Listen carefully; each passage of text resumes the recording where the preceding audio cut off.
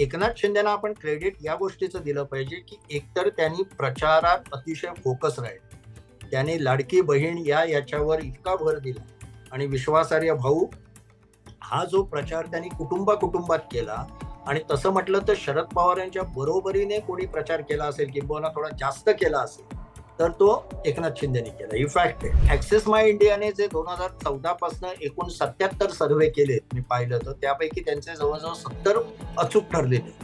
7 survey त्यांचे चुकले आणि आता तर त्यांना अमेरिकेतही त्यांनी डोनाल्ड ट्रम्प येतील अशा पद्धतीचा सर्व्हे केला होता. स्वातंत्र्याची 100 पूर्ण केलेला भारत कसा असेल? NH4, समृद्धी आणि शक्तीपीठ, महाराष्ट्राच्या हायवे संस्कृतीचं वास्तव नक्की काय आहे? आर्टिफिशियल इंटेलिजन्स माणसाचा स्पर्धक होणार का? बदलत्या काळाप्रमाणे आपलं खाणंही बदलतंय का? महाराष्ट्राच्या विकासाचा तिढा नेमका काय आहे? अशा असंख्य प्रश्नांची उकल करणारा विविध रिपोर्टाज आणि दिग्गज लेखकांच्या लेखांनी सजलेला व्हायटल कंटेंट नेटवर्कचा फ्युचरिस्टिक दिवाळी अंक द इनसाइट अंक घरपोच मागवण्यासाठी डिस्क्रिप्शन मध्ये दिलेल्या लिंकवर क्लिक करा. नमस्कार, मी रोहित हरीप. द पॉलिटिक्स मध्ये तुमच्या सगळ्यांचं स्वागत आहे. निवडणुकीच्या निकालाला अवघे 24 तास बाकी राहिलेले असताना महाराष्ट्रात पुन्हा एकदा खळबळ उडाली आहे. ते म्हणजे आलेल्या 2 एक्झिट पोलमुळे. ऍक्सेस माय इंडिया आणि सी वोटर यांच्या सर्वेमुळे महाराष्ट्रातलं राजकीय कल पुन्हा एकदा महायुतीकडे झुकल्याचे आकडेवारी समोर आलेली आहे. आणि नुसती राज्याचा सत्तेचा कल कुठं असेल यापेक्षा मुख्यमंत्री म्हणून कोणाला पसंती असणार आहे किंवा यावेळेस जो जरांगे फॅक्टरचा सगळीकडे बोलबाला होता की जातीच्या आधारावरती जे मतदान होतं त्यांचा कुठल्या जातीने कोणाला मतदान केलं, ही सगळी आकडेवारी या सी वोटर सर्व्हे मधनं, ऍक्सेस माय इंडिया मधनं आणि टुडे चाणक्यचे जे पोल आलेले आहेत त्याच्यामधनं बाहेर आलेले आहेत. या संदर्भातच चर्चा करण्यासाठी आपल्यावर परत एकदा ज्येष्ठ पत्रकार प्रशांत दीक्षित सर आहेत. सर, तुमचं खूप खूप स्वागत. तुम्ही धन्यवाद. कालपासून वेगवेगळ्या पोलचे अंदाज बघितले असतील. परवा पण आपण बोललो, काल पण आपण बोललो आणि आज परत एकदा आपण आलो ते एक्झिट पोलच्या विश्लेषणासंदर्भामध्ये. ऍक्सेस माय इंडियाचे पोल होते जिची खूप चर्चा होती आणि माझ्याकडे आहेत पोल आता हातामध्ये. तुम्ही काल आकडेवारी बघितली असेल की जे काय आकडेवारी त्यांनी सांगितलेली आहे त्यानुसार त्यांनी महायुतीला थ्रू आउट सत्ता येणार, ते सत्तेत येणार अशा आकडेवारी सांगितलेली आहे. जवळपास जर का आपण बघितलं तर 178 ते 200 इतक्या जागा या महायुतीला मिळतील असं सांगितलेलं आहे. तर दुसरीकडे 82 ते 102 इतक्या जागा महाविकास आघाडीला मिळतील असं ऍक्सेस माय इंडियाचा पोल आहे. सर, थोडंसं आकडेवारीबद्दल सांगा, ही आकडेवारी कशी समोर आलेली आहे. आणि दुसरी गोष्ट म्हणजे प्रदीप गुप्ता यांच्याबद्दल पण थोडं आम्हाला सांगा की त्यांचा सर्व्हे मागच्या वेळेस पण खूप गाजला होता आणि यावेळेस पण आता खूप त्याची चर्चा होतीये. प्रदीप गुप्तांचा सर्व्हे मागच्या वेळेचा वेगळ्या कारणासाठी गाजला की तो चुकीचा ठरला. लोकसभेचा अंदाज त्यांचा चुकीचा ठरला आणि त्याच्यानंतर हरियाणा विधानसभेचाही चुकीचा ठरला. यापैकी लोकसभेच्या ह्याच्यात चूक झालेली एक वेळ आपण समजू शकतो, कारण भारतासारख्या देशात मोठ्या प्रमाणात विविधता असल्यामुळे या पद्धतीचे सर्व्हे करणं हे मी अनेकदा म्हटलंय तसं खूप खर्चिक असतं आणि त्याच्यासाठी खूप वेळ द्यायला लागतो. तेवढा काही तुम्हाला याच्यात मिळत नाही एक्झिट पोलमध्ये. त्यामुळे अंदाज जागांच्या बाबत चुकू शकतात, कलाच्या बाबत फारसे चुकत नाही. म्हणून सी वोटर नेहमी कल जास्त देतं. यावेळी त्यांनी जागा पण दिल्या आहेत पण ते कल सांगतात, हवा कुठल्या दिशेने आहे ते जास्त सांगतात. सीट सांगायचा प्रयत्न करत नाहीत कारण ते फार जटिल काम आहे आणि ते अनेकदा चुकू शकतं, त्यातला अंदाज चुकू शकतात. पण ऍक्सेस माय इंडियाने जे 2014 पासून एकूण 77 सर्व्हे केलेत मी पाहिलं तर त्यापैकी त्यांचे जवळजवळ 70 अचूक ठरलेले. 7 सर्व्हे त्यांचे चुकले आणि आता तर त्यांना अमेरिकेतही त्यांनी डोनाल्ड ट्रम्प येतील अशा पद्धतीचा सर्व्हे केला होता आणि तोही त्यांचा अचूक ठरला, बरोबर ठरला. त्यामुळे काही ठिकाणी ते चुकले असले तरी त्यांचं अचूक राहण्याचं प्रमाण खूप जास्त आहे. मात्र सातत्याने म्हणजे एखाद्या क्रिकेटच्या भाषेत बोलायचं तर दोनदा भोपळा फुटल्यानंतर मग विराट कोहलीच्या बॅटिंग बद्दलही लगेच शंका घेतली जाते. त्या पद्धतीचं हे होऊ शकतं आणि राजकीय याच्यात तर खूप म्हणजे इमोशनल कंटेंट या सगळ्यामध्ये खूप जास्त असल्यामुळे लोक लवकर रिॲक्ट होतात. तरी सुद्धा हॅव्हिंग सेड दॅट, मला अजूनही त्यांनी जो आकडा दिलेला आहे तो फारसा पटणारा वाटत नाहीये. अर्थात त्यांनी त्याचं एक्सप्लेनेशन कुठल्या तरी चॅनेलवर दिलंय की त्यांनी किती पद्धतीचे त्यांचे सर्वेअर कुठल्या कुठल्या ठिकाणी होते, वेगवेगळ्या ठिकाणी ते कसे काम करत होते. मी त्यांची दोन्ही पुस्तकं वाचलेली आहेत आणि त्याच्यात ते फार डिटेलिंग मध्ये कसं काम करतात ते कॉर्पोरेट विषयासाठी पण करतात, ते काय फक्त पॉलिटिकल सर्व्हे करत नाहीत. तर मुख्यतः त्याच्यात त्यांच्या सर्व्हेमध्ये एक महत्वाची बाब असायची ती म्हणजे ते स्थानिक लोकांना सर्व्हेसाठी घेतात आणि स्थानिक बोलीभाषेत लोकांशी संवाद साधतात. त्यामुळे हा बोलीभाषा हा फार महत्वाचा ठरतो. म्हणजे आपल्याकडेही महाराष्ट्रातही जरी विचार केला तरी महाराष्ट्रात आपण मुंबई पुण्यातली भाषा घेऊन जर का मराठवाडा आणि विदर्भात गेलो तर कम्युनिकेशन मध्ये थोडी गडबड होते. मी स्वतः अनुभवलेलं आहे. खानदेशात वेगळा भाषा असते, पश्चिम महाराष्ट्रात वेगळी असते, कोकणात वेगळी असते. तर स्थानिक लोकांना घेतल्यामुळे त्यांचे सर्वे बरेचदा बरोबर यायचे, म्हणजे लोक जास्त बोलायचे असं ते म्हणत होते. पण तरी हरियाणामध्ये त्यांचे सर्वे चुकले, ही फॅक्ट आहे. कारण हरियाणात चुकणं हे यासाठी धक्कादायक होतं की राज्य खूप लहान आहे आणि बऱ्यापैकी होमोजेनियस आहे. म्हणजे तिथे जाट डॉमिनन्स होता आणि अन्य आपल्यासारखी विविधता नव्हती. विविधता आली की चुकीची शक्यता वाढते. जेवढं स्थिर समाज असतो तिथे प्रेडिक्शन सोपं असतं. आता जे त्यांनी सर्वे दाखवले त्याच्यात त्यांनी दिलाय की मी खूप यावेळी वेगळ्या पद्धतीने कष्ट घेतलेत आणि नाही म्हटलं तरी त्यांचेही स्टेक्सवर आहेत. म्हणजे त्यांची विश्वासार्हता ही कसोटीला आहे. महाराष्ट्रातही त्यांचा अंदाज चुकला तर नक्कीच त्यांना खूप मोठा त्याचा एक क्रेडिबिलिटीचा विश्वासार्हतेचा फटका त्यांच्या कंपनीला बसेल आणि त्याबाबत ते जागरूक असणारच. तरी सुद्धा त्यांनी जो 177 आकडा सांगितलाय तो मला खूप एक्स्ट्रीम एंड वाटतो. त्यांनी असं म्हटलंय की बऱ्याच ठिकाणी म्हणजे त्यांनी त्याचा ब्रेकअप पण दिलाय की आपण जर का त्यांचं माझ्याकडे जे काल त्यांनी ट्विटरवर टाकले होते त्याच्यात जर का आपण पाहिलं तर त्यांनी जवळजवळ वोट शेअर जर का आपण त्यांनी रिजन वाईज दिले होते. वेस्टर्न महाराष्ट्रात त्यांनी महायुतीला 48% वोट शेअर, म्हणजे शरद पवारांच्या बालेकिल्ल्यात त्यांनी महायुतीला 48%, म्हणजे अजितदादा आणि अन्य पण अजितदादा तिथे प्रामुख्याने यांना 48% वोट शेअर दिलाय आणि महाविकास आघाडीला 41% दिलाय. आणि त्यामुळे महायुतीला त्यांनी 36 जागा दिल्या पश्चिम महाराष्ट्रात आणि महाविकास आघाडीला 21 दिले. आपण जर का मुंबई रिजन मध्ये गेलो तर इथे त्यांनी महायुतीला 45% वोट शेअर, मतांच्या टक्केवारी 45 दिली आहे आणि महाविकास आघाडीला 43 दिली आहे आणि एकूण 22 जागा महायुतीला दिल्या आहेत आणि 14 महाविकास आघाडीला मुंबईमध्ये दिले 36 पैकी. जर का आपण कोकण आणि ठाणे हे कोकणात धरतात, मुंबईत धरत नाहीत. खरं म्हणजे ते मुंबई रिजन आहे पण तरी तसा ब्रेकअप केला जातो. तिथे 39 जागा आहेत, त्यापैकी त्यांनी 24 जागा महायुतीला दिल्या आहेत आणि महाविकास आघाडीला 13 दिल्या आहेत आणि इथे सुद्धा महायुतीला 50% वोट शेअर दिले. 50% हा डिसिसिव्ह वोट शेअर असतो आणि 33% महाविकास आघाडीला दिले. त्याच्यानंतर आपण उत्तर महाराष्ट्रात गेलो तर 47 जागा आहेत आणि त्यापैकी 38 त्यांनी महायुतीला दिलेत, 7 महाविकास आघाडीला दिलेत आणि वोट शेअर तिथे तर 53% दिले. आणि इंटरेस्टिंग म्हणजे मराठवाड्याच्या वोट हे पाहिलं जे माझ्या दृष्टीने खूप इंटरेस्टिंग आहे. मराठवाड्यामध्ये त्यांनी 45% वोट शेअर महायुतीला दिलाय आणि महाविकास आघाडीला त्याहून कमी दिलाय 38%.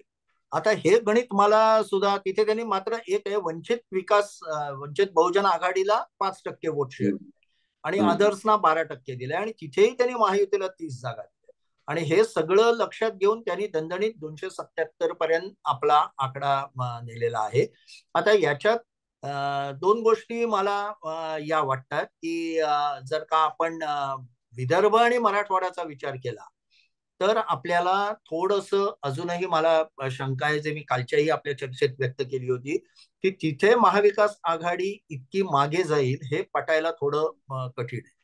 आणि मग त्या तुलनेत सी वोटरचा सर्व्हे जो आलाय, जो कल दाखवतोय आणि त्यांनी पण काही सीट प्रेडिक्ट केल्या, पण तो कल जो दाखवतोय तो मला जास्त विश्वासार्ह वाटला. माझं जे काही रिडिंग आहे त्याच्यावर, मी हे ऍक्सेसचं चुकीचं आहे असं अजिबात म्हणत नाही. त्यांनी भरपूर मेहनत घेतलेली आहे आणि मी म्हटलं तसं त्यांची विश्वासार्हता महत्वाची आहे. ते काय असं कोणासाठीही मुद्दाम काम करून. आणि दुसरा भाग असा की एक्झिट पोल चुकीचा सांगून काहीच साध्य होत नाही. ओपिनियन पोल मध्ये साधारण तुम्ही असं म्हणू शकता की जनमत फिरवण्यासाठी मुद्दाम खोटे आकडे दिले जातात, त्यामुळे लोकांमध्ये एका पार्टीबद्दल पक्षाबद्दल परसेप्शन बदलतं, दुसऱ्या पक्षाच्या बाजूने कल जातो, असं तुम्ही म्हणू शकता. पण एक्झिट पोल देण्यात, म्हणजे एक्झिट पोलला अगदी त्यांनी 200च्या वर जागा दिल्या म्हणून काही सरकार कोणाचं बनेल हे काही नाही. कारण मतपेटीत ऑलरेडी मतं झालेली आहे, देऊन झालेली आहे. त्यामुळे हा एक्झिट पोल मध्ये मात्र मला जसं वाटतं की विदर्भ आणि मराठवाड्यात त्यांनी ज्या पद्धतीने आपल्याला त्यांनी महाविकास आघाडीकडे कमी आणि युतीकडे जो कल दिलाय तो मला जरा शंकास्पद वाटतो. मात्र इतर रिजन मधलं त्यांचं रिडिंग हे मला बऱ्यापैकी बरोबर वाटतं. पण दोन्ही ह्याचा जर का एक आपण तुम्ही तिसरा आणखी उल्लेख केला चाणक्य, तो त्यांनी किती आकडे दिलेत मला माहित नाही, मी तो पाहिलेला नाहीये पोल. पण एक आपल्याला निष्कर्ष असा काढता येतो की परवापासनं जे जे पोल येत आहे, मग ते छोटे असोत मोठे असोत, सी वोटर ऍक्सिस सारख्या मोठ्या कंपन्यांनी केलेले असोत, चाणक्य सुद्धा अनेक वर्ष आहे त्यांनी केलेला असो, आणि परवाचे जे अनेक काही नवीन लोकांनी केलेले किंवा पत्रकारांनी केलेले असोत, एक त्याच्यातनं सूत्र असं दिसतं की युती पुढे आहे, महाविकास आघाडीपेक्षा युती पुढे आहे, एवढं सूत्र आपल्याला नक्की दिसतं. आणि एवढे सगळे पोल जर का या सूत्राबद्दल चुकीचे ठरले आणि संपूर्ण उलट पालट झालं तर मला वाटतं खरंच पुढची 10 वर्ष या सगळ्या स्टॅटिस्टिकल अनालिसिस, म्हणजे निवडणुकांचं, बाकी स्टॅटिस्टिक अतिशय महत्वाचं असतं, पण निवडणुकीबद्दल अंदाज बांधण्याची त्यांची जी काही रीत आहे त्याबद्दल खरोखर पुनर्विचार करायला हवा आणि त्याच्यावर पूर्णपणे अभ्यास करून वेगळ्या पद्धतीने मांडायला हवं. पण अन्य आधीचे हे आणि ऍक्सेस आणि सी वोटरचा पोल हे जर का बाजूबाजूला ठेवले तर एवढं नक्की आपण म्हणू शकतो की 145 जी एक आकडा आहे सरकार बनवण्याचा, त्याच्या खूपच जवळ किंवा त्याला पार करून महायुती जाते असं बहुतांश सर्वांचं मत आहे. आणि महाविकास आघाडी ही 130 ते 120 पर्यंत कुठेतरी थांबते असं आपल्याला म्हणता येतं. पण हे सगळे आजच्या रात्रीपर्यंत, उद्या दुपारपर्यंतचे आकडे आहेत. उद्या दुपारी खरं चित्र कळणार. सर, तुम्ही सांगितलं की महाविकास आघाडी सत्तेपासून लांब राहताना असं सगळ्याच एक्झिट पोलचं म्हणणं आहे. पण ऍक्सिस पोल मध्ये एक इंटरेस्टिंग आकडेवारी समोर आली, ती म्हणजे कास्ट वाईज जे काही वोट शेअर आहे त्याचं. तर त्याच्याकडे पण आपण एकदा नजर टाकली पाहिजे की हे मराठवाड्यामध्ये ऍक्सेस बद्दल म्हणताय तुम्ही? ऍक्सिस बद्दल म्हणतोय की ऍक्सिस मध्ये त्यांनी कास्ट वाईज त्यांचं वोट शेअर दाखवलेलं आहे. एक ट्विट त्याचं पण केलेलं आहे आणि त्यामध्ये सरप्राइझिंगली SC ST NTBC म्हणजे वंजारी समाज जो काय येतो, धनगर त्यामध्ये येतात कास्ट वाईज. नंतर मुस्लिम, कुणबी, अदर OBC आणि मराठा आणि अदर जनरल असं सगळ्यांचं त्यांनी कॅटेगरीज केलेले आहेत. आणि त्याची आकडेवारी जर का बघितली आपण तर असं दिसून येतंय की दोन महत्व सांगतो, म्हणजे 80% जो मुस्लिम समाज आहे किंवा मुस्लिमांची वोट शेअर आहे तो 80% महाविकास आघाडीला गेलेला आहे. जे आपण याच्या आधी पण बोलत होतो की मुस्लिमांचं जे काही मतांचं आहे ते ध्रुवीकरण होईल. बरोबर आहे, त्याच्यात काही आश्चर्य नाही. दुसरीकडे दोन आकडे खूप सरप्राइझिंग आहेत. एक म्हणजे ST जे शेड्यूल ट्राईब म्हणजे सगळे आदिवासी किंवा तो वर्ग, त्यांचं 49% मतदान त्यांनी सांगितलेलं आहे की ते महायुतीला होईल आणि 37% विकास आघाडीला होईल, महाविकास आघाडीला. आणि दुसरं म्हणजे मराठा समाज, जरांगे नंतर मराठा समाज हा पूर्णपणे भाजपपासून आणि महायुतीपासून दुरावेल असं जे चित्र उभं केलं जात होतं त्याला छेद देणारी ही मांडणी आहे. कारण की 48% मराठा जे वोट शेअर आहे ते महायुती बरोबर राहिल्याचं सांगितलेलं आहे आणि 40% महाविकास आघाडी बरोबर. तर आपण आधी मराठा आणि याच्याबद्दल बोलू की सर हे कशामुळे झालं असेल किंवा त्यांची काय लॉजिक असेल याच्यामध्ये? नाही, आपण एक थोडीशी तुलना करून बघू, कारण माझ्याकडे ऍक्सेसचे आकडे नाहीत, पण माझ्याकडे सी वोटरचे आकडे मी काल लिहून घेतले होते, कारण काल मी त्या चर्चेत सहभागी होतो. तर आता मराठा समाजाचा विचार केला तर सी वोटर म्हणजे यशवंत देशमुखांचं सी वोटर असं सांगतं की महायुतीकडे 34.2% मराठा मत आहे आणि महाविकास आघाडीकडे 48.9 म्हणजे जवळपास 49 म्हणा. तर 34 आणि 49 एवढा फरक आहे. म्हणजे जवळजवळ तो फरक आपण काढला तर 14%हून जास्त, 14% मतांचा होतो. 14% मतं मराठ्यांची ही महाविकास आघाडीकडे झुकलेली आहेत असं सी वोटर सांगतं. ऍक्सेस काय सांगताय? मी ऍक्सेस 48% सांगतं मराठ्यांची मतं महायुतीला आणि 40% मतं ही महाविकास आघाडीला. हा, तर महाविकास आघाडीला यांनी 48% दिलेत मराठ्यांची. तर सी वोटरच्या मते मराठा मतं ही महाविकास आघाडीकडे मोठ्या प्रमाणात 14% म्हणजे खूप मोठा फरक आहे. तर हा एक डिफरन्स आहे.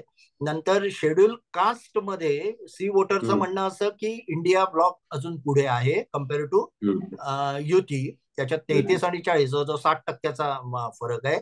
मात्र आणि शेड्यूल ट्राईब मध्ये हे पुढे आहे, युती पुढे 41.6% आणि महाविकास आघाडी मागे आहे. त्याच्यानंतर ओबीसी मध्ये मात्र युतीला 51%हून जास्त मतं दाखवली सी वोटरने. ऍक्सिसने किती दाखवली माहित नाही किती टक्के. 53%. 53. हा, म्हणजे जवळपास ते यांनी 51.2 आणि त्यांनी 53 दाखवले आहेत आणि महाविकास आघाडीला मात्र फक्त 30% दाखवले. हा डिफरन्स खूप महत्वाचा आहे. म्हणजे जवळजवळ इथेही यांच्यातही 12%चा, म्हणजे वरती मराठा मध्ये जो 14%चा फरक ऍडव्हान्टेज महाविकास आघाडी आहे, तर इथे 12%चा फरक ऍडव्हान्टेज युती आहे. ते एकमेकाला म्हणजे काय कॅन्सल करणारे होऊ शकतात. नंतर अप्पर कास्ट हिंदूज अशी जी कॅटेगरी आहे, याच्यात आता कोण कोण घेतल्या माहित नाही, त्याच्यात पण महायुतीला मोठ्या प्रमाणात मतदान आहे, 43%च्या वर आहे. मुस्लिमांमध्ये ऑफकोर्स तुम्ही सांगितलं त्याप्रमाणे तसंच आहे. ख्रिश्चन मुस्लिम याच्यामध्ये महाविकास आघाडीला महत्वाचं आहे. आता याच्यात जर का पुन्हा ब्रेकअप आपण मराठाचाच बोललोच, त्याच्यानंतर कुणबी. आता याच्यात गंमत अशी आहे की कुणबी म्हणजे कुणबी मराठा घेतलाय का मराठा वगळता कुणबी ते स्पष्ट नाहीये. पण त्या कुणबी मध्ये महाविकास युती 1-2% पुढे आहे. मेजर डिफरन्स आहे तो पुन्हा वंजारी. वंजारींमध्ये सी वोटर असं म्हणतं की 50% मतदार हे महाविकास महायुतीकडे आहेत आणि फक्त 29% आघाडीकडे.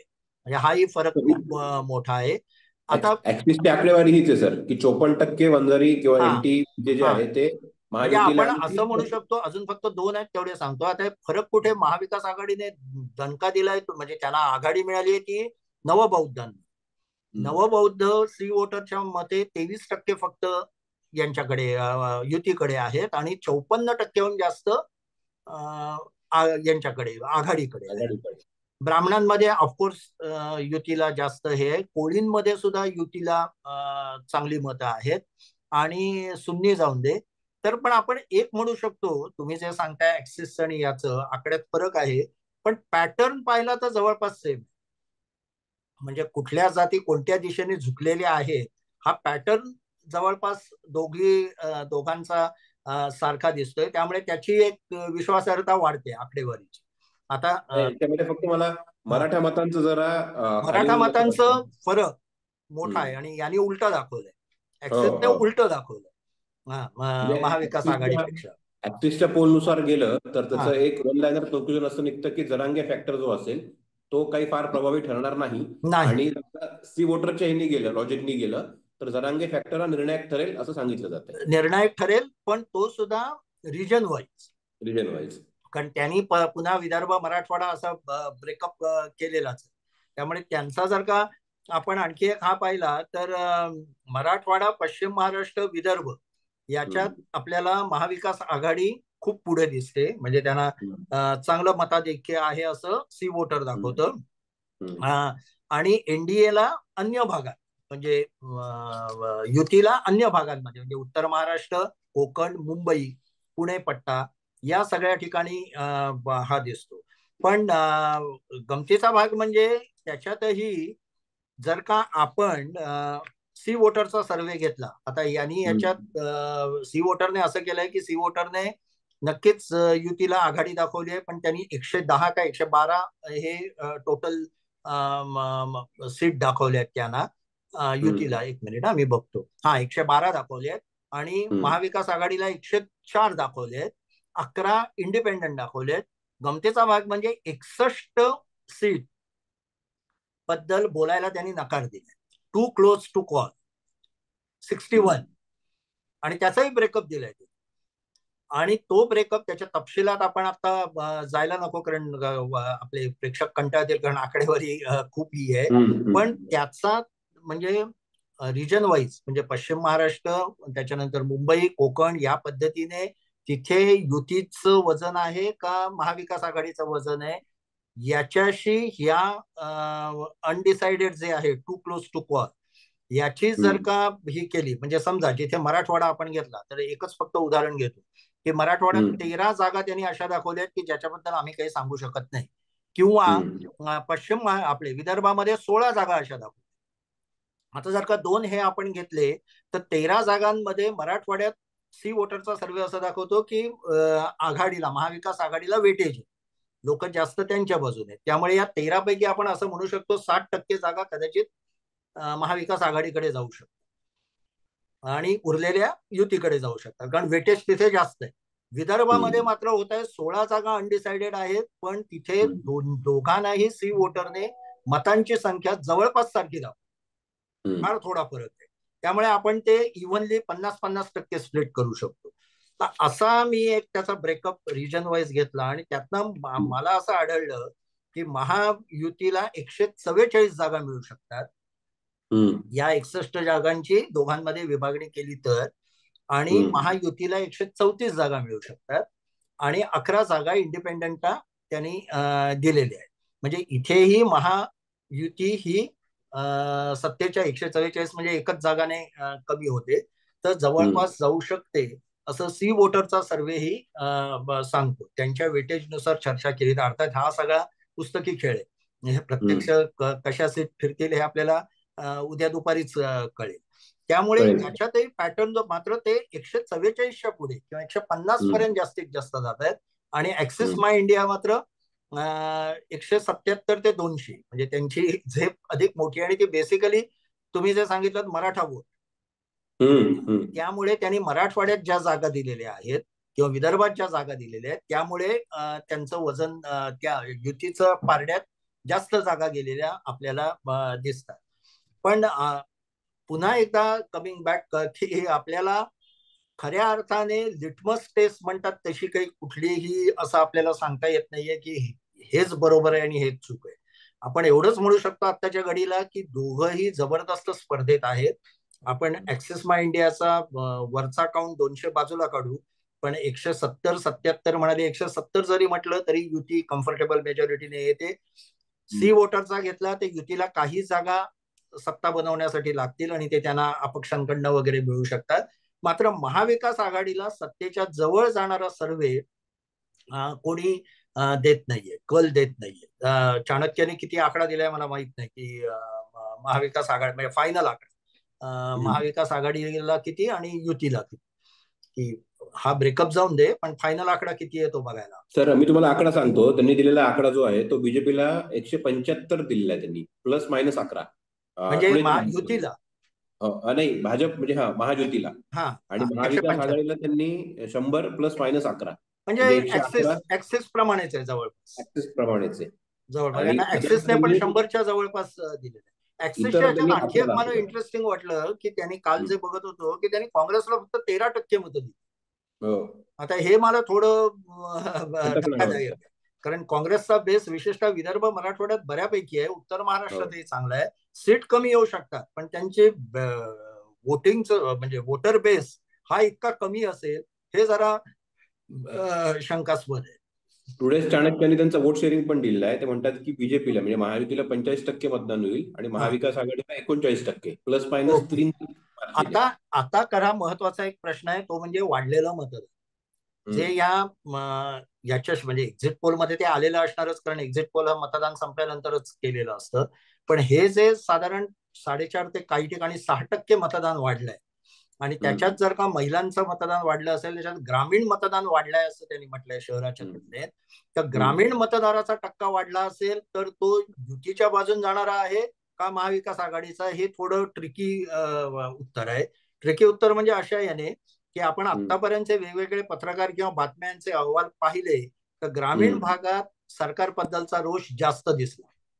म्हणजे शेतीचे प्रश्न असतील किंवा शिक्षणाचे प्रश्न असतील, सिंचनाचे प्रश्न असतील आणि जातीचे प्रश्न असतील, या सगळ्यामुळे तिथे रोष जास्त दिसला.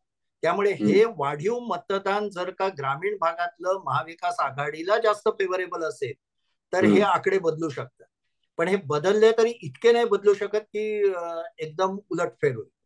आपण एवढंच म्हणू शकतो याच्यामध्ये ऍक्सिसने आकडेवारी जाहीर केलेली आहे सेक्शन वाईज, म्हणजे त्यांनी ऑक्युपेशन वाईज त्यांचा वोट शेअर सांगितलाय. तो मी एकदा सांगतो म्हणजे आपल्याला त्याचं अजून थोडंसं अनालिसिस करायला सोपं जाईल. त्यांनी सगळ्यात महिलांचा जो प्रश्न, हाऊसवाईफ नावाचं एक सेक्शन केलंय, गृहिणी, आणि त्यामध्ये त्यांनी सगळ्यात जास्त डिफरन्स दाखवलाय की 52% महिला युतीला करतील, बरोबर. 34% महिला महाविकास आघाडीला करतील. आणि फार्मर्समध्ये दुसरा जो सेक्शन, हा. त्यामध्ये 48% फार्मर त्यांनी महायुतीला दाखवलेत, हम्म. 39% हे आघाडीला विकास. दाखवले, हम्म. एमव्हीए. म्हणजे शेतकऱ्यांमध्ये महाविकास आघाडीला थोडी यायची 2%ची. हो. आणि महायुती म्हणजे बेरोजगार जो वर्ग आहे हो. त्यामध्ये 43% महाविकास आघाडीला तर हम्म. 40% महायुतीला. हा. अर्थात ते समजण्यासारखं आहे की हो, इन्कम्बन्सीचं. बरोबर आहे. ते अँटी इन्कम्बन्सी असतेच त्या वर्गामध्ये. पण सर इथं फक्त एक शंकेला आहे की 48% जे फार्मर ते दाखवत आहेत, म्हणजे हो.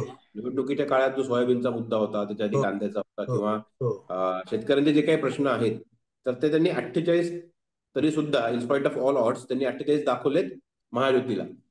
तर कदाचित याच्यात काय आहे म्हणजे हे जर का बरोबर ठरलं, आपल्याला तुमच्याप्रमाणेच प्रश्न मलाही पडतायत, कारण शेतकऱ्यांचा डिस्ट्रेस, महिलांबद्दल मला फार शंका येत नाहीये, कारण थेट त्यांना 7,500 रुपये, काल आपण चर्चा केली की ते 1,500 रुपये नाहीये, त्यांच्या खात्यात 7,500 रुपये पडलेत आणि त्याचा नक्कीच परिणाम त्यांच्या मतदानावर होऊ शकतो. आणि गुप्त मतदान असल्यामुळे काही जण म्हणतात की घरातले सगळे मिळून ठरवतात, त्यामुळे पुरुष जिकडे जातात तिकडेच महिला जातात, पण आता तसं राहिलेलं नाही.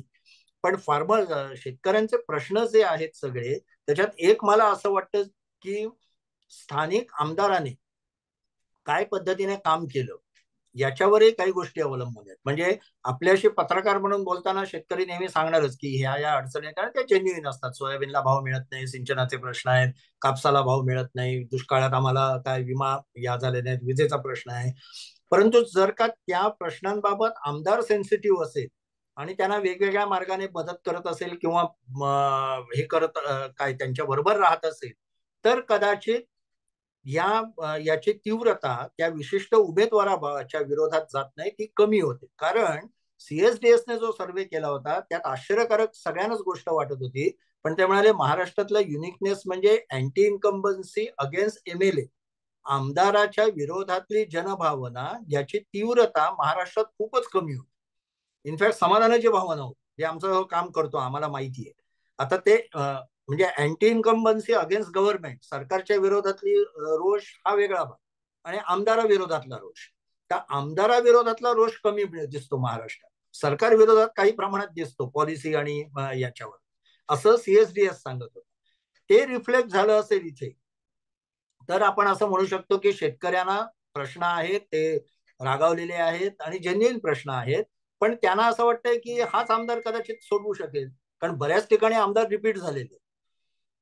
म्हणून एक तो ट्रिकी मुद्दा आहे जो आपण काल चर्चेत घेतला होता, की अनेक ठिकाणी उद्धव ठाकरे आणि शरद पवारांना नवीन उमेदवारांना उमेदवारी द्यायला लागली आणि ती प्रस्थापितांच्या विरोधात द्यायला लागली. प्रस्थापितांनी त्यांनी वर्षानुवर्ष कामं केलेली आहे, त्या सगळ्यांना उद्ध्वस्त करणे इतकी लाट आहे का महाविकास आघाडीच्या बाजूने, असा आतापर्यंत कुठलाही सर्वे दाखवत नाही. त्यामुळे मला अशी शंका आहे की ते शेतकरी म्हणजे शेतीच्या समस्यांची तीव्रता ही थोडीफार आमदारांमुळे कमी झालेली असावी आणि ती युतीकडे वळली असावी.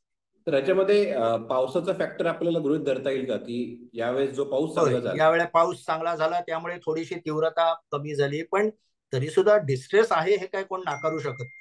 पण हा जो त्याचा डिफरन्स खूप जो कमी दाखवला ऍक्सिसने, तो मला हे वाटतं. यांच्या याच्यात शेतकऱ्यांमध्ये, एक मिनिट मी तो बघतो याचा सर्वे, आणि त्याच्यातही त्यांनी फार्मर्समध्ये हो, इथे सुद्धा डिफरन्स खूप कमी आहे. फार्मर्समध्ये यांनी पण सी वोटरने 40% शेतकरी हे युतीच्या बाजून दाखवलेत आणि 41% यांच्या बाजून दाखवलेत. 41 जवळपास सारखं आहे, म्हणजे त्यांनी 48 आणि 49 असं केलंय आणि इथे 40 आणि 41 असं केलं. तर हे फार्मर्स डिस्ट्रेस, आणि इथेही महिलांना त्यांनी हाऊसवाईफ विशेषतः त्या 41% आहेत, पण इंडिया ब्लॉक बरोबर पण 38% आहेत हे त्यांनी दाखवलंय. पण त्यांनी वुमेन कॅटेगरी ओव्हरऑल घेतली आणि त्याच्यात मात्र त्यांनी फरक केलाय. दुसरा एक महत्वाचा भाग म्हणजे वुमन कॅटेगरी सगळ्या महिला म्हणून घेतल्या तर 41% महिला युतीच्या बाजूने आहेत आणि 36% महाआघाडीच्या बाजूने. हा फरक जवळजवळ 5% फरक आहे. पुरुष मात्र 3% महाविकास आघाडीच्या बाजूने. पण आणखी एक महत्वाचा भाग म्हणजे या सर्वेतनं दिसून आलेला की त्यांनी 3 कॅटेगरी शहरांच्या केल्या, आपले याच्या केल्या की सिटी, टाउन आणि हे सिटी, टाउन आणि व्हिलेज, अशा 3 या आहेत. तर त्यापैकी सिटी आणि टाउन मध्ये युतीला खूप मोठं मार्जिन आहे आघाडीच्या विरुद्ध, पण खेड्यांमध्ये मात्र आघाडी पुढे. म्हणून मी म्हटलं की ग्रामीण मतदान जे वाढलेलं आहे त्याचा फायदा ग्रामीण भागात महाविकास आघाडीला आणि शहरी भागात युतीला, असं होणार आहे का? ते जर का तसं धरलं तर हे सर्वे बऱ्यापैकी बरोबर ठरतात. पण ते जर का म्हणजे ग्रामीण भागातच आणि शहरी भागातही वाढीव मतदानाचा टक्का महाविकास आघाडीकडे असेल तर हे सगळे सर्वे चुकतील आणि महाविकास आघाडी सत्तेच्या जवळ जाईल. पण ती मोठ्या प्रमाणात जाईल असं दिसत नाही. जे काही बहुमत मिळेल, त्यामुळे मी म्हणतोय तसं कायम की 23 तारीख हा फुलस्टॉप नाही. ऍक्सिस माय इंडियाचा सर्वे बरोबर ठरला आणि चाणक्यचा तर तो फुलस्टॉप असेल, पण बाकी याच्यात मला वाटत नाही. 23 तारखेनंतर राजकारणाला सुरू होईल. कल कोणाच्या बाजूने आहे हे आपण आता सांगू शकतो, पण सरकार कोणाचं बनेल हे सांगणं आपल्या हातात आज तरी नाही, ते उद्या दुपारनंतर कळेल. पण सर यात एक इंटरेस्टिंग आकडेवारी अजून एक आहे ऍक्सिसकडे, म्हणजे ती आपली कदाचित शेवटचा मुद्दा असू शकतो डिस्कशनचा आत्ताच्या, की त्यांनी ना एक असा सर्वे घेतलाय की नेक्स्ट चीफ मिनिस्टर म्हणजे पुढचे मुख्यमंत्री कोण असतील त्याच्याबद्दल त्यांनी एक जनमत चाचणी घेतलेली आणि त्यामध्ये त्याचे आकडे जे आहेत ते फार सरप्राइझिंग आहेत. म्हणजे जे काही आता महाराष्ट्रात चाललेलं आहे की देवेंद्र फडणवीस पुढचे मुख्यमंत्री असतील, या गृहीतकाला कुठेतरी हादरा देणारे ते आकडे, कारण की 31% लोकांनी सांगितले एकनाथ शिंदे पुन्हा मुख्यमंत्री व्हायला म्हणजे बघायला आवडतील. आणि त्यानंतर सरप्राइझिंगली 18% लोकांनी उद्धव ठाकरेंचं नाव घेतलेलं आहे. आणि त्यानंतर 12% देवेंद्र फडणवीस, आणि मग त्यानंतर जे काही 10% लोक आहेत त्यांना काँग्रेसपैकी कुठलाही उमेदवार चालणार आहे. म्हणजे 30, 18, 12, 10 असं पर्सेंटेज आहे. राज ठाकरे आणि प्रकाश आंबेडकर, म्हणजे प्रकाश आंबेडकरांना 3% लोकांनी सांगितलंय आणि राज ठाकरेंना 2% सांगितलंय. आणि मग अजित पवार फक्त 2%, गडकरी 2%, अशी पण काही नाव आहेत. पण जर काय बघितलं तर मग या परसेप्शनचं आपल्याला कसं म्हणजे विश्लेषण करता येईल की काय बरं असं? त्याच्यावर बोलायच्या आधी फक्त एक मुद्दा सांगतो. ऍक्सिसने फक्त बहुजन महाविकास आघाडीला महत्व दिले आणि त्यांनी त्यांचा सर्वे पण घेतला. आता तू प्रकाश आंबेडकरांचं पण नाव घेतलं आणि त्यांच्या ब्रेकअप मध्ये पण हे आहे. तो मुद्दा एक महत्वाचा आहे, कारण बौद्ध मतांमध्ये जी लोकसभेत दुरावली होती त्यांच्यामध्ये त्यातली काही मतं आपल्याकडे खेचण्यासाठी आणि बौद्धेतर दलितांची आघाडी उभी करण्यासाठी भाजपाने खूप प्रयत्न केले. किरण रिजिजू इथे बऱ्याच विदर्भ आणि या पट्ट्यामध्ये त्यांनी खूप बैठका घेतल्या होत्या, सभा घेतल्या होत्या. किरण रिजिजूंचं येण्याचं महत्व अशासाठी आहे की ते बौद्ध आहेत आणि ते कायदा मंत्री होते. त्यामुळे त्यांनी अनेक ठिकाणी असं सांगितलं की मोदी हे पहिले प्राईम मिनिस्टर आहेत की ज्यांनी बौद्ध माणसाला कायदा मंत्री केलं. हे तुम्ही लक्षात घ्याल की नाही? आणि बौद्ध माणसाला कायदा मंत्री केलं असेल तर ते संविधान कसं बदल आम्ही बदलू देऊ का? किरण रिजिजू आपल्यासाठी पॉप्युलर नसले तरी ते बौद्ध आहेत आणि ते त्या याच्यात छोट्या छोट्या मीटिंग मधनं ते जे बोलले, त्यामुळे भले युतीकडे नाही पण पुन्हा प्रकाश आंबेडकरांकडे काही मतं वळली आहेत का बौद्ध आणि ही, तर ती तशी वळली तर तो महाविकास आघाडीला फटका बसेल, कारण ऍक्सिसने तो पॉइंट घेतलेला आहे, म्हणजे तो मुद्दा पकडलेला आहे. आता मुख्यमंत्री पदाबद्दल बोलताना एक सर्वसाधारण असं असतं की जो प्रेझेंट मुख्यमंत्री असतो ना तो नेहमीच वरच्या यायला होतो, कारण त्याची व्हिजिबिलिटी खूप असते आणि तो सगळीकडे दिसत असतात आणि माहिती असतात. मुख्यमंत्री म्हणून ते एक पदाने एक वलय निर्माण होतं आणि त्यामुळे कुठेही जातो. साधारण मुख्यमंत्री जो सिटिंग असतो त्याचा चेहरा माहीत असतो पटकन. उद्धव ठाकरेंचे 18% हे सुद्धा त्यांनी ज्या पद्धतीने मोदींच्या विरोधात आघाडी उघडली जोरदार, तर साहजिक आहे की त्यामुळे अट्रॅक्शन येतं. आणि जसं आम्ही मुंबईत पूर्वी म्हणायचो की कुठल्याही पत्रकाराला एस्टॅब्लिश व्हायचं असेल तर त्यांनी बाळासाहेब ठाकरेंवर टीका करायला सुरुवात करावी की तो लगेच चर्चेचा विषय होतो. तसं ते उद्धव ठाकरेंच्या बाबत आहे.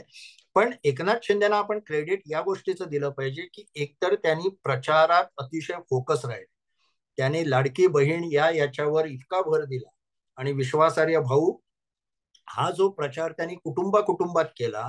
आणि तसं म्हटलं तर शरद पवार यांच्या बरोबरीने कोणी प्रचार केला असेल किंबहुना थोडा जास्त केला असेल तर तो एकनाथ शिंदेनी केला, ही फॅक्ट आहे. म्हणजे फ्रंट देवेंद्र फडणवीस वगैरे सगळे फिरत होते, पण ज्या पद्धतीने यांनी फोकस ठेवून प्रचार केला त्याचा परिणाम 100% या म्हणजे समजा महायुती या पद्धतीने सत्तेवर आली तर 100% त्याचं क्रेडिट मोठ्या प्रमाणात हे एकनाथ शिंदेना द्यावंच लागेल.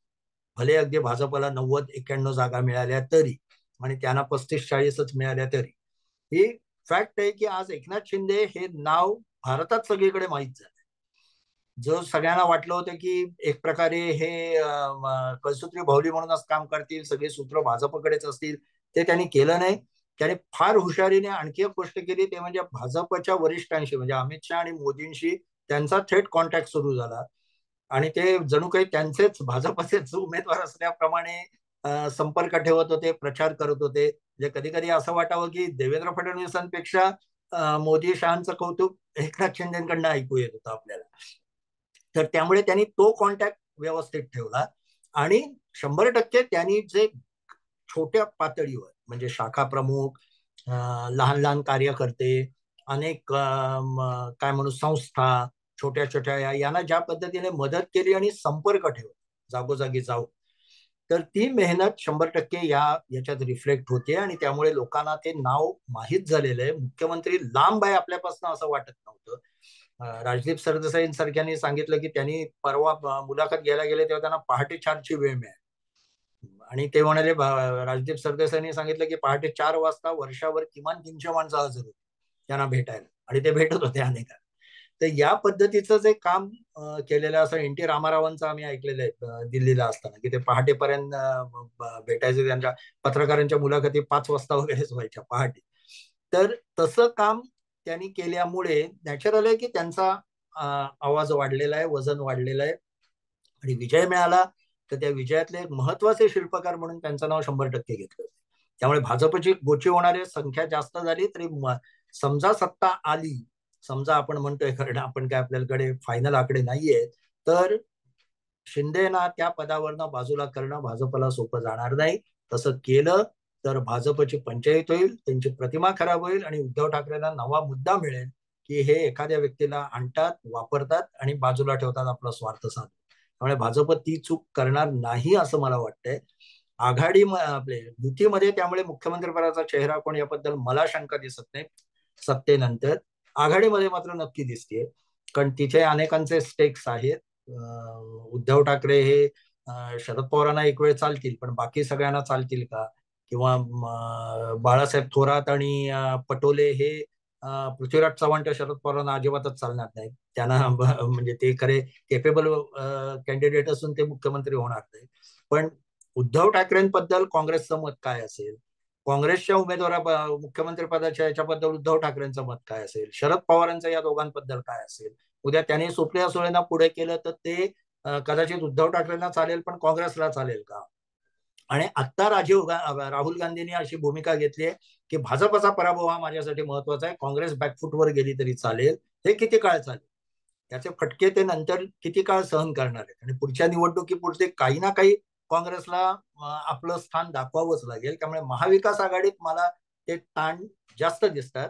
युतीमध्ये मात्र हे सगळे सर्वे बघता ते ताण कमी दिसतात आणि मला असं वाटतं की एकनाथ शिंदेच मुख्यमंत्री होतील पुढचे.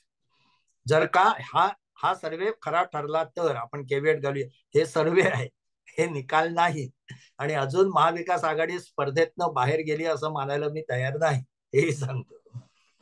नक्कीच सर, की तुम्ही जसं ज्याप्रमाणे म्हणालात की हे जे काय आपण अनुमान काढतोय किंवा जे काय अंदाज वर्तवतोय ते एक्झिट पोलच्या आकडेवारीनुसार 24 तासातच जे काय महाराष्ट्राचं रिअल टाइम मधलं चित्र आहे ते स्पष्ट होईल. आपण त्याच्यावरती पण बोलणार आहोत. त्या विजयाचा अर्थ, अन्वयार्थ सगळं लावणार आहोत आणि अर्थातच आपल्या 24 तासात कळेल.